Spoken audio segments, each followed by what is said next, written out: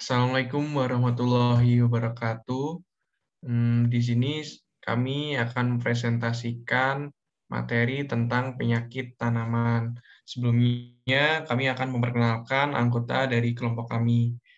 Yang pertama yaitu saya sendiri, Arifa Lutfi Zulhilmi, dengan NIM 135200063, Erlangga Suryawi dengan NIM 135200069, Royatul Jannah dengan NIM 135200075, kemudian Fatia Firnanda S dengan NIM 135200076, Rizky Ardani dengan NIM 135200078.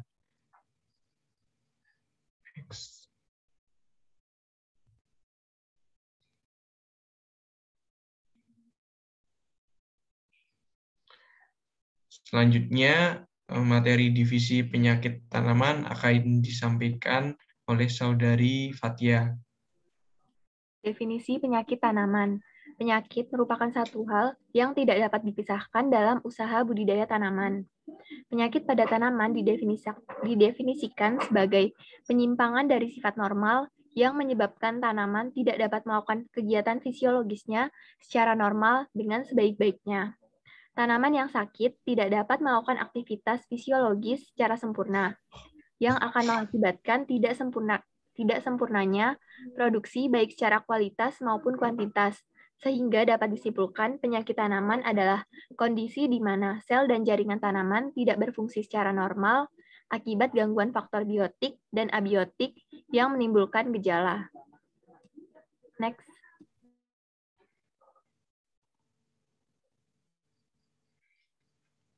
Penyebab penyakit tanaman. Penyebab penyakit tanaman terdiri dari dua faktor penyebab penyakit tanaman, yaitu faktor biotik dan abiotik. Yang pertama yaitu biotik, faktor hidup yang meliputi beberapa makhluk hidup di bumi yang menyebabkan munculnya penyakit pada tanaman. Macamnya meliputi yang pertama virus. Tumbuhan hanya dapat masuk ke dalam sel tumbuhan melalui luka yang terjadi secara mekanis atau serangga vektor. Hal ini disebabkan oleh virus tumbuhan tidak mempunyai alat penetrasi untuk menembus dinding sel tumbuhan. Contohnya, penyakit mosaik tembakau diakibatkan oleh virus TMV, Tobacco Mosaic Virus, yang menyebabkan daun tembakau bercak-bercak putih yang mengakibatkan mutu daun rendah. Kemudian jamur. Jamur merupakan organisme heterotrof yang tidak menyusun makanannya sendiri dan merugikan tanaman lain atau inang. Jamur hampir menyerang menyeluruh bagian tumbuhan seperti akar, batang, daun, dan buah. Pembusukan pada leher akar tanaman yang baru tumbuh atau sedang berkecambah. Akibatnya, leher akan mengecil sehingga tidak mampu menopang batang tanaman. Contoh jamur, embung tepung, jamur hitam, dan bercak daun. Selanjutnya yaitu bakteri. Bakteri adalah tanaman yang terserang bakteri menyebabkan organ tumbuhannya membusuk seperti bagian daun, batang, akar, sambil mengeluarkan lendir dan bau menusuk. Contoh bakteri Pseudomonas solanacearum menyebabkan penyakit pada tanaman tomat, terong, dan cabai. Kemudian Agrobacterium tumefaciens menyebabkan tumor crowell gall, Candidatus liberibacter asiaticus penyebab penyakit tanaman, CVPD, citrus vine phloem degradation pada tanaman jeruk. Next.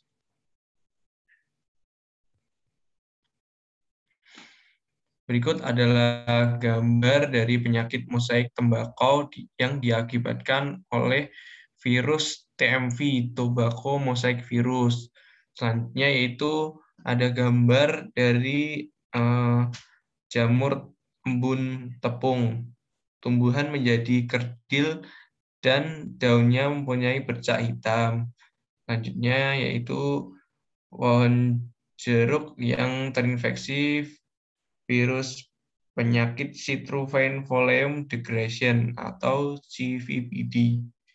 Next.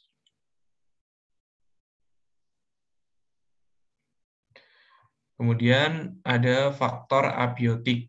Faktor abiotik adalah faktor tak hidup yang mempengaruhi pertumbuhan tanaman, sehingga menyebabkan penyakit yang meliputi yang pertama yaitu unsur hara. Kekurangan unsur hara dapat menyebabkan terganggunya metabolisme pada tanaman.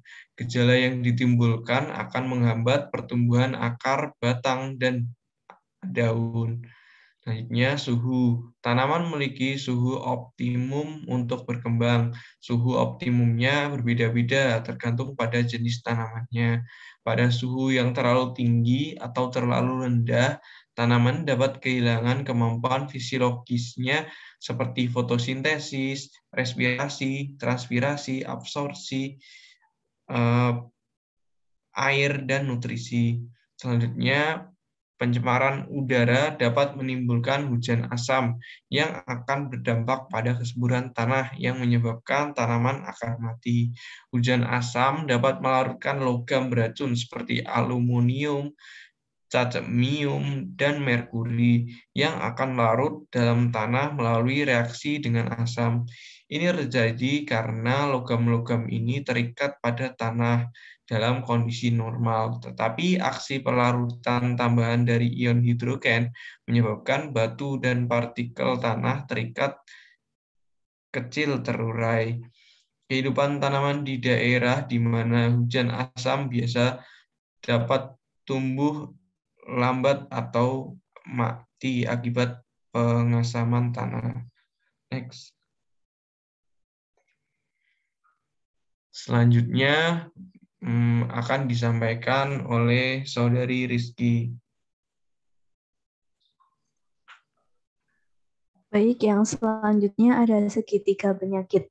Konsep segitiga penyakit menjelaskan tentang timbulnya penyakit biotik atau penyakit yang disebabkan oleh patogen yang didukung oleh kondisi lingkungan dan tanaman inang. Yang pertama, tanaman inang. Pengaruh tanaman inang terhadap timbulnya suatu penyakit tergantung dari jenis tanaman inang, kerentanan tanaman, bentuk dan tingkat pertumbuhan, struktur dan kerapatan populasi, kesehatan tanaman, dan ketahanan inang. Yang kedua, patogen. Patogen adalah organisme hidup yang mayoritas bersifat mikro dan mampu untuk dapat menimbulkan penyakit pada tanaman atau tumbuhan. Mikroorganisme tersebut antara lain fungi, bakteri, virus, nematoda mycoplasma, spiroplasma, dan rickettsia. Pengaruh komponen patogen dalam timbulnya penyakit sangat tergantung pada kehadiran patogen, jumlah populasi patogen, kemampuan patogen untuk menimbulkan penyakit, yaitu berupa kemampuan menginfeksi dan kemampuan menyerang tanaman inang, kemampuan adaptasi patogen, penyebaran, ketahanan hidup, dan kemampuan perkembangbiakan patogen. Kemudian yang terakhir ada lingkungan. Faktor lingkungan yang dapat memberikan pengaruh terhadap timbulnya suatu penyakit dapat berupa suhu udara, intensitas dan lama curah hujan, intensitas dan lama embun, suhu tanah, kandungan air, kesuburan tanah, kandungan bahan organik, angin, api, dan pencemaran air. Faktor lingkungan ini memberikan pengaruh terhadap pertumbuhan tanaman inang dan menciptakan kondisi yang sesuai bagi kehidupan jenis patogen tertentu. Berkembangnya suatu penyakit tergantung pada interaksi ketiga komponen tersebut, yaitu kerentanan inang, derajat virulensi suatu patogen, serta kecenderungan apakah faktor lingkungan lebih mendukung patogenesis ataukah sebaliknya mendukung keteguhan pertumbuhan inang.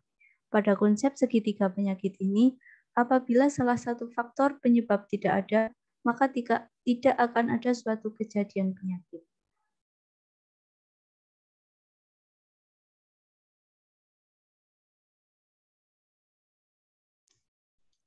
Selanjutnya, materi kaidah coach akan disampaikan Saudari Royhatul.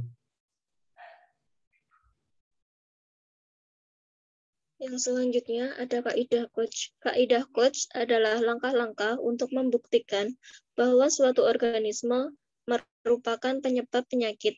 Kaidah Koch ditemukan oleh Robert Koch.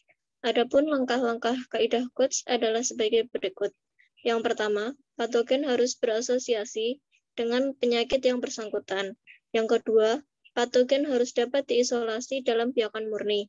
Yang ketiga, patogen dari hasil biakan murni harus dapat diinokulasikan pada tanaman yang sehat dari spesies yang sama dan menimbulkan penyakit yang sama seperti penyakit asal. Yang keempat, patogen harus dapat diisolasi kembali dari tanaman yang diinokulasi tadi dalam media buatan. Yang terakhir, hasil dari dibandingkan dengan hasil inokulasi pertama pada langkah kedua, jika hasilnya sama, patogen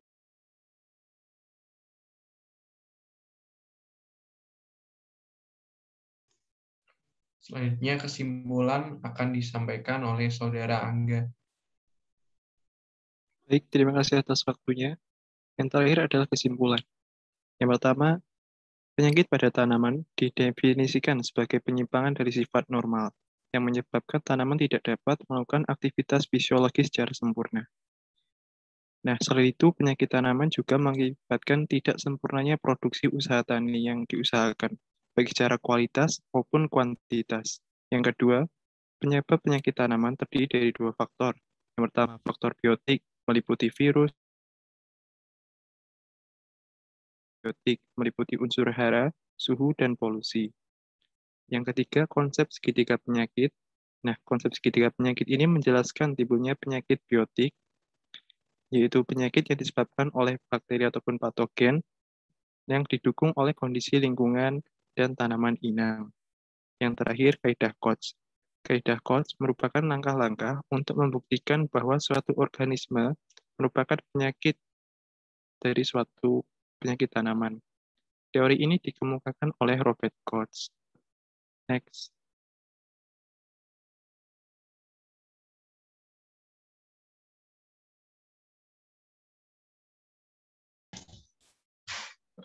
Baik, sekian presentasi dari kelompok kami.